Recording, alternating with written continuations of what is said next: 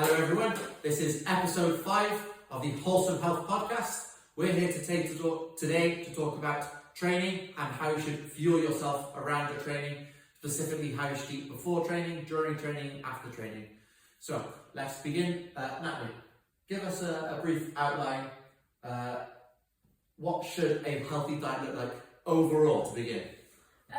So I would say we would be looking at the 80-20 method, where we have 80% food that is good for us. So we're talking fruit, vegetables, plant-based, pulses, things like whole grains, meat and dairy as well. For those of you who know me, know that I don't have meat and dairy, but they're important. It's just like everything, not to overindulge. And I would definitely recommend fish.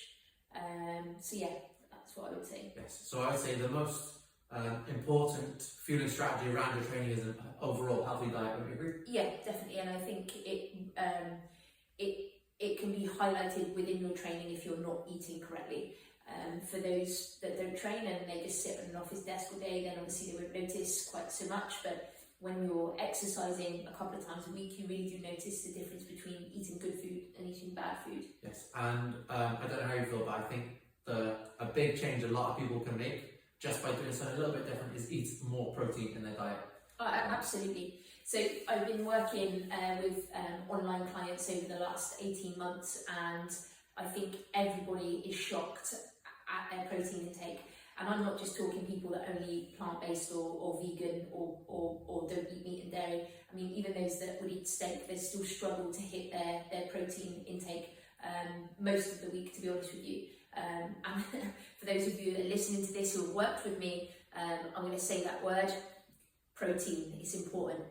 Yeah, and there's a lot of guidance on you should have this much protein. I would say focus on having protein on every single meal.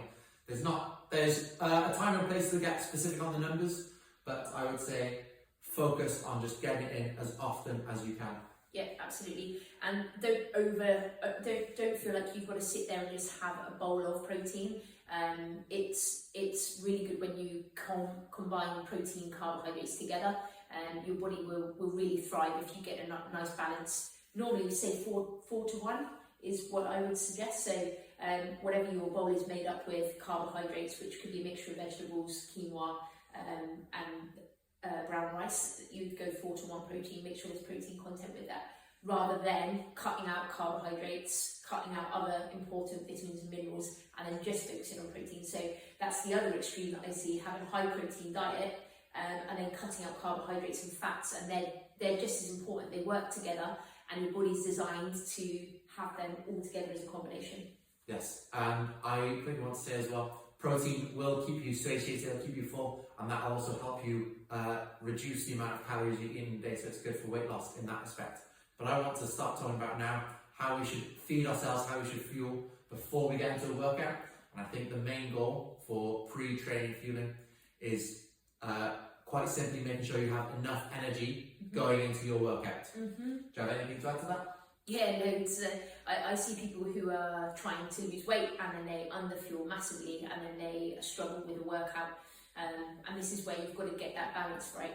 So you say somebody's on a journey who's trying to lose some weight, drop their body fat a little bit, and they cut the calories so low that the energy and effort that they can give to the workout is not enough. So you've got to make sure you get that balance of pre-fueling before you train, which again can be done through a healthy diet. You haven't got to follow any of these crazy plans and be specific with hours and windows. It's just about making sure that you consume enough carbohydrates along with your protein throughout the entire day. I would like to say, but don't overdo it.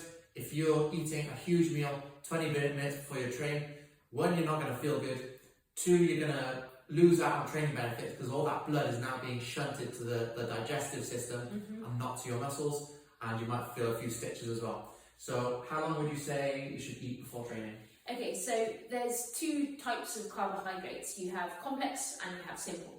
Complex carbohydrates take longer for your body to break down and release the sugars. So that's things like rice, quinoa, pasta, carbohydrates that you and I would have for lunch and dinner.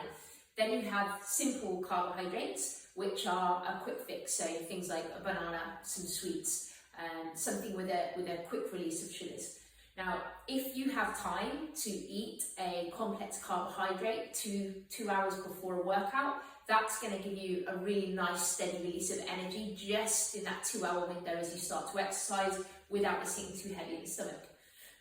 However, life is never that simple and straightforward. I know that most of our clients rush from work straight here, and they may need to reach for something like a simple carbohydrate, which could be a banana, for example, and you'd be looking to have that about 20-25 minutes before a workout, and that again would just kick in as you start to move, basically exercise. I'd also like to point out that liquid food, something like a smoothie, is also going to be digested quicker than a large meal. Yeah, so I like to have a smoothie before I exercise, and I go for somewhere between the two. So I normally have it about 45 minutes to 60 minutes before a workout, and in my smoothie I'll have a mixture of frozen fruit, and then I'll add some protein to it as well, because protein doesn't have to be consumed just after exercise, it can be before as well, and that slows down the breakdown of the sugars from the fruit, and it keeps me sustained throughout the workout. So yeah, that's how I like to do it.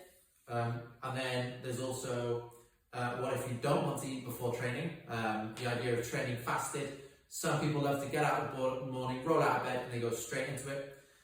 But for some people, that is their absolute worst idea you could ever come up with. So what do you think about training fasted now?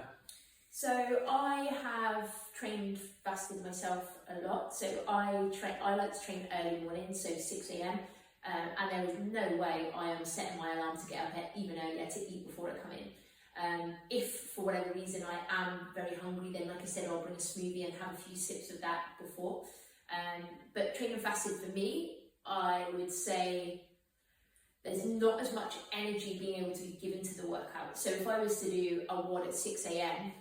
and then do the same WOD 2 days later at 6 p.m, the difference in the amount of effort and energy I can give it is quite massive for me personally. So I would be able to smash the 6 p.m. one a lot more efficiently when I've been eating throughout the day. However, there's obviously a whole day to go off the idea of training, so it might not work for some people that way around. What I will say is training fasted. When you then break your fast and you eat your breakfast, I do find that my body then wants more and more and more and more, a lot more frequently after that training session. Whereas if you've eaten steadily throughout the day or you've had some food before, I find that I'm not ravenous the minute that I finished my class or my training. Yeah, what I can say is when I was doing my yoga course, I had to be up doing quite intense yoga for 2.5 hours before I got my first meal, and I was not a happy boy. Essentially, carbohydrates are the main source of energy when we exercise, and that gets all depleted through the night, so you wake up hungry. Yep. So let's look at training during, feeding yourself and fueling during exercise, and is it even worth getting those carbohydrates in whilst you train? And the main way people often get that is through sports drinks. So that's a little bit of sugar in there and electrolytes to get the salt up. So do you want to talk about that a little bit now? Yeah, so I think, you know what, a lot of the Wholesome crew here don't have crappy drinks like that. Just read the label before you start drinking these things, because there is so much crap in them, so many additives and stuff that you don't need. Like if you're going to be doing intense exercise over say 45 to 60 minutes, then you might want to consider taking on some electrolytes. Now this could be through coconut water is a great natural source of electrolytes, and there are sports drinks out there, but I would say stay away from the brands that you probably know. I'm not going to mention any names, and research what is in those like tablets or sachets. You want to be looking at a really basic setup of some salts, so sodium, some potassium, and a few other multivitamins basically along the lines of those. You don't need to be having any E numbers, any sweeteners, any sugars, any of that in there at all. You want to keep it nice and simple, and if you want to make your own, it really is as simple as I would say 1/4 teaspoon of sugar, a pinch of salt, and then you can put some squash to flavour it. Or just a squeeze of lemon, right? Yeah, exactly. And it's cheaper, it's easier, it's faster, there's no chemicals, you know exactly what's gone in that electrolyte drink. So yeah, if you're doing 2 classes back to back, for example, water and boxing, I would highly suggest having some electrolytes. It will make you feel less fatigued during and after. Yeah, I would say when it comes to sports drinks, if you're doing, all you really need for strength training is maximum of 60 minutes, and you're not really sweating a whole lot during strength work. It's more when you're doing more long form type endurance or cardio based exercise that you're going to see the benefit of a sports drink. Yeah. Do you have anything else to say about training during exercise now? No, I think that's pretty much it. If you're never sure, just give us a shout. We're more than happy to help. And I would like to point out that fueling before training, during training, and after training is all related. So we've just been talking about electrolytes, and you also might want to fuel up on electrolytes after you've finished training. Yeah. But if you've been doing that during training, is it so much necessary? So we're going to go into a bit of how to fuel yourself after training. And to me, that's all about regaining the balance and regaining everything that you lost during exercise and putting it back into the body. Yeah. So I would say that a key factor in that is, once again, we're going back to carbohydrates, putting back on the calories that you lost, especially if you're doing quite intense work. Yeah. Do you have anything to say? So with post-exercise, I would say you've normally got a 2-hour window when you finish training, and within that 2-hour window you need to be refueling. Otherwise you're gonna be knackered, be fatigued, both physically and mentally. Remember, carbohydrates is needed for your body to perform a move, but it's also needed for your brain to actually function. So if you leave it longer than that, there's loads of things that could impair your health. But I would say the biggest one that I learned about quite a few years ago was that your immune system can be weakened. So if you train and you don't if you don't eat within 2 hours, your immune system then it becomes very vulnerable. So it's important to get the nutrition in as quickly as you can.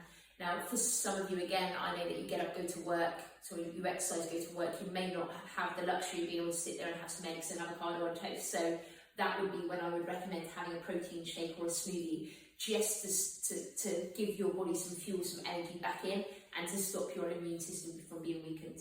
Yeah, and I want to go back to the protein thing. I know it's very popular in the gym world to smash out the protein as soon as you've finished the workout. I know whey protein is hugely popular, and that's great. Like we said, having lots of protein in your diet is a phenomenal thing. One other way you can do it is also having protein before you work out, with the knowledge that you're about to have a workout and your body's going to need that fuel source. So just going back to the idea that having protein throughout the day might be a better way to slice it rather than how would you say? A big hit immediately after training.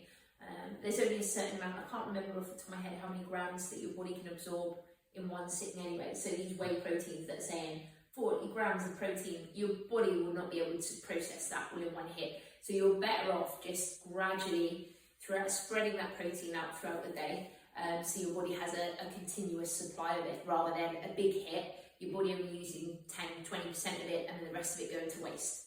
Yes. Yeah. So that is how I would talk about training before, during, after. Once I keep saying the wrong words. Yeah. How I would feed myself before, during, after training. Do you have anything else to add on that?